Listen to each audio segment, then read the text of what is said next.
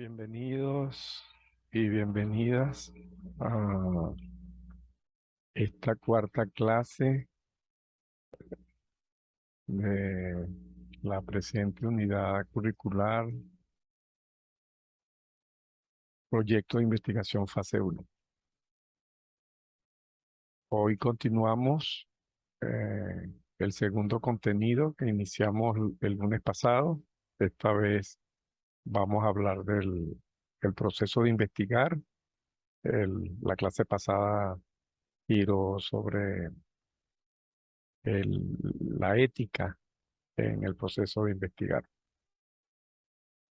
Pero hoy nos corresponde terminar este segundo contenido sobre el proceso de investigar y a diferencia de la vez pasada, esta es una clase más sobre temas más operativos del proyecto de investigación.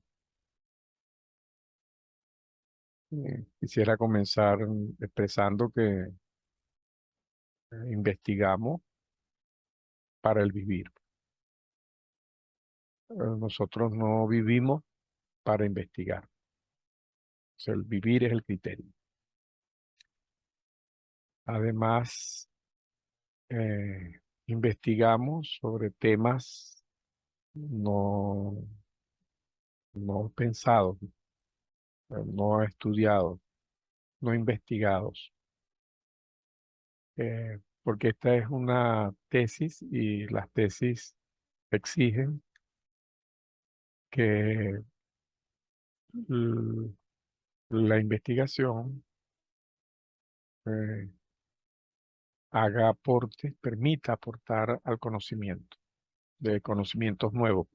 Entonces, eso, esa es la razón por la cual decimos que en este investigar, seguramente el investigar de un pregrado o el investigar de un trabajo de maestría, no obliga pues a hacer aportes al conocimiento. Puede hacerlo, pero no es una exigencia. En cambio aquí sí es una exigencia explícita eh, el tener que hacer un aporte al conocimiento. Entonces por eso afirmamos que el investigar es un investigar sobre temas, sobre asuntos, sobre problemas, sobre realidades todavía no pensadas. Eh, Quería, eh, digamos, continuar el- algunas opiniones que hemos emitido en las clases anteriores, sobre todo sobre el orden que sigue el investigar, porque el investigar sigue un orden. Pero una vez que uno termina el investigar, eh, tiene entonces que empezar a escribir la tesis y esa parte, digamos, la exposición de los resultados de la investigación no tiene el mismo orden que tuvo la investigación. Entonces, en resumen, digamos que el orden de la investigación es distinto al orden de la exposición de los resultados de la investigación. También es importante que eh, sepamos pues que cómo opera en las tesis la elección del tema. Pero eso depende también del contexto intersubjetivo, cultural en que nos desenvolvamos.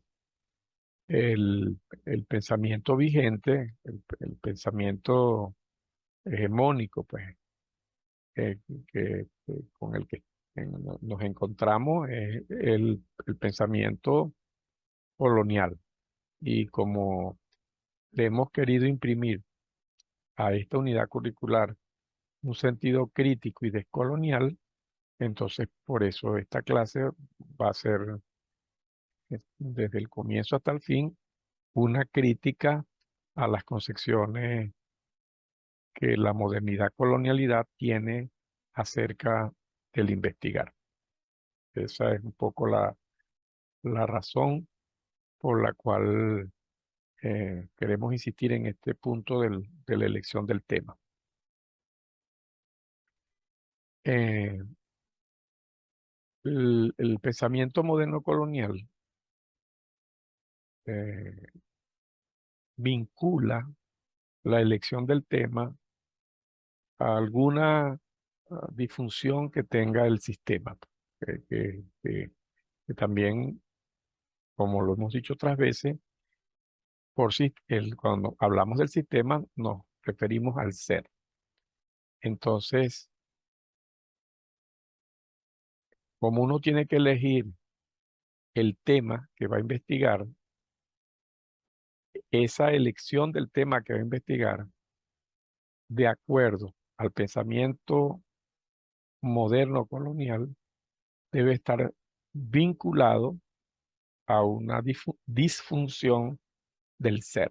Es decir, eh, el tema de investigación es sobre alguna negatividad del ser. Esto es problemático porque el pensamiento moderno colonial no admite algo más allá del ser. Es decir, para, para el pensamiento moderno, el ser, no hay nada que rebase al ser. No hay nada más allá del ser, por encima del ser. O sea, nada rebasa al ser. Eso no, nosotros eh, discrepamos, pues, no compartimos. Este enfoque nos parece falso, no hay ningún fundamento empírico, algo que lo demuestre. Entonces, eso es como algo simplemente ideológico, pero sin ningún respaldo científico, desde la visión nuestra. Para nosotros sí, eh, el, el ser es rebasable y eso nosotros lo resumimos hablando, digamos, desde la exterioridad, desde el no ser. Entonces existe el ser, que es el sistema, pero en una relación de exterioridad con el sistema, el ser, eh, desde la exterioridad, entonces el no ser. O sea, el no ser es más allá, fuera del ser. Eh, pero si la visión, la concepción moderna colonial es que no hay nada que rebase al ser, entonces jamás el no ser, o sea, cualquier estudio que queramos hacer sobre el no ser, sería imposible porque para el pensamiento moderno no hay, no existe, pues no, es una negación absoluta del no ser. Entonces ya ahí nos encontramos con, con ese problema. El otro aspecto eh, del, del proceso de investigar tiene que ver con los objetivos. Eh, la mayoría, bueno, todos los manuales y, digamos, y las propias indicaciones de las universidades y por supuesto los acompañantes, los tutores, las tutoras, eh, en relación con los objetivos, plantean que en la investigación debe haber un objetivo general y varios objetivos específicos. ¿De dónde salió eso? O sea, quién lo dijo por primera vez? ¿Cuál es el origen de esa afirmación? No la sabemos. Porque simplemente se plantean y como dogmas que uno debe acatar, sin, sin ni siquiera tener un argumento, pues. Porque si decimos que los objetivos se dividen en objetivos generales y objetivos específicos, bueno, está bien, pero ¿cuál es la razón? O sea, cuál es el fundamento o el argumento para esa afirmación? Y sobre los objetivos también se cruzan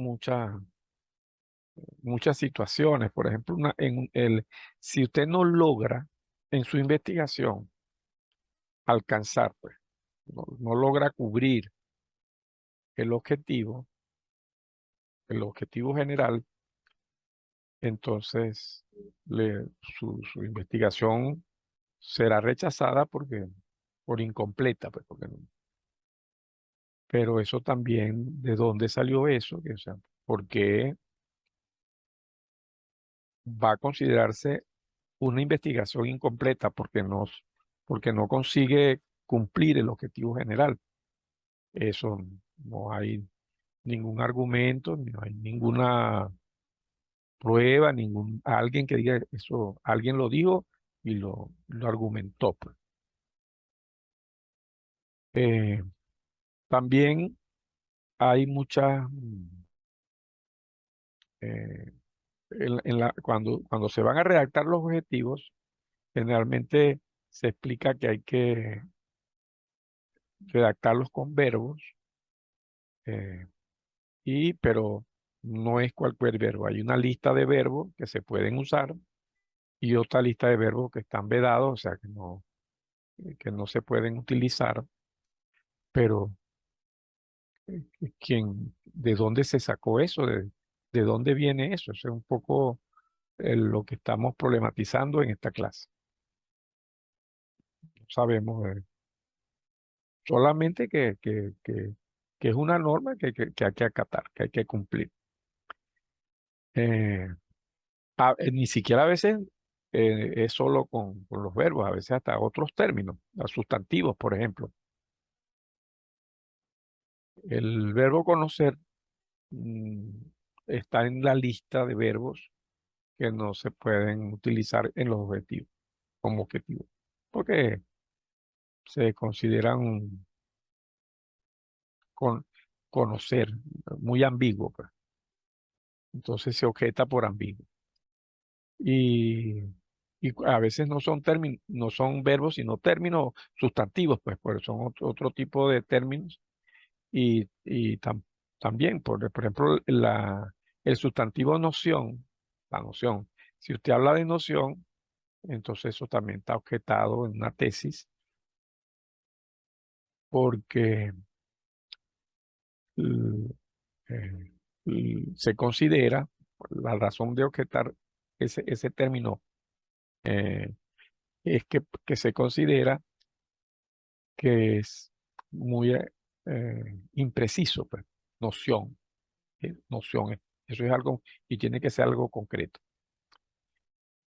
Bueno, y en general, los manuales también, que es un poco, seguramente ya ustedes han visto algunos, tienen que tener, presentan pues esquemas, los manuales, cómo va a desarrollar usted el método de investigación y el esquema para realizar la tesis. Eh, el, el- el problema con estos esquemas es que son como recetas, pues, estandarizadas que a veces no tienen conexión con lo que nosotros queremos trabajar, con lo que nosotros estamos investigando, pero entonces son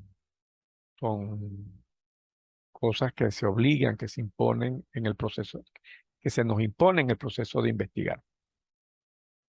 No estoy diciendo con ello que no sean importantes los esquemas y que no debemos tener un esquema, solo que el esquema que necesitamos debe responder a la lógica, a las coherencias internas del investigar particular que estamos haciendo. Entonces, no es negar tener un esquema, sino ese tipo de esquemas que operan como recetas. Em, Tal vez el aspecto más importante para mí de esta clase tiene que ver hablando del esquema, de los esquemas, que es hablar de las categorías. Porque, como hemos dicho varias veces, una tesis consiste en construir un sistema de categorías. Eso es lo que nosotros entendemos por tesis. Entonces, el esquema, que tiene varias partes, un esquema que dice introducción, antecedente, bueno, entonces hay una parte que se llama marco categorial. En algunas tal vez con otras expresiones. Por ejemplo, eh, eh, en lugar de marco categorial, pues un marco referencial, a veces en algunos manuales, marco teórico, pero en general esa es la idea. Y eh, si asumimos que una tesis consiste en la construcción de un sistema de categorías, entonces no podemos reducir el marco categorial a una partecita de ese esquema. Ese es un poco el planteamiento. Para nosotros, el sistema de categoría o el marco categorial es una parte esencial de la tesis, de los resultados de la investigación. Esencial. Entonces, entra en contradicción los planteamientos de los manuales que colocan, sitúan a a las categorías, al sistema de categorías, al marco categorial, como un adorno, como una parte más de, del, del esquema. Pues el esquema tiene introducción, antecedente, justificación, y por ahí aparece entonces marco teórico, objetivo general, objetivo específico, desarrollo, eh, referencia bibliográfica, anexo, todo un esquema, donde en ese esquema el marco categorial es una partecita del procedimiento, pues. Y en esta unidad curricular nosotros hemos estado insistiendo que una tesis, si en el fondo, no es más que la construcción de un sistema de categorías. Entonces, el sistema de categorías, el marco categorial, no es como un adornito ni algo que se le coloca así como un componente más, una parte más de la investigación. Lo otro tiene que ver con la propia narrativa, porque, por supuesto, después que uno ha terminado el proceso investigativo, eh, debe presentar pues, un escrito, una tesis, pues, un texto. Pues. Y en el momento de trabajar esa parte del texto, también entonces encontramos dificultades eh, de diferente índole. Yo voy a poner solamente algunas. Por ejemplo, la extensión. La extensión queda sujeta a una determinada normatividad de los manuales, y entonces una oración que está muy corta no sirve, o si está muy larga, entonces no sirve porque está muy larga, Y lo mismo pasa con las frases, con los párrafos. Por ejemplo, si yo hago un párrafo de línea y media, porque, porque lo que quiero comunicar se puede expresar con línea y media, eso es rechazado porque no puede haber un párrafo de línea y media.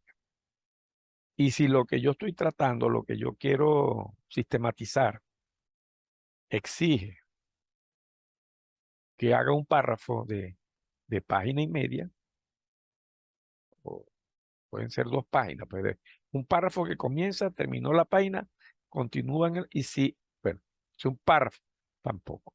Entonces, eh, queda prohibido pues hacer párrafos de ese tipo. Pero ¿y eso qué pasa entonces con las oraciones, con las frases, con los párrafos, hasta con las partes? Pues, si usted en su investigación, pues en la realidad suya, este, esta sección ya comunicó lo que tenía que comunicar y esta es más extensa, entonces ahí están los problemas que tiene que ser como homogéneo el- la extensión de, de, de lo que estamos trabajando, de los párrafos.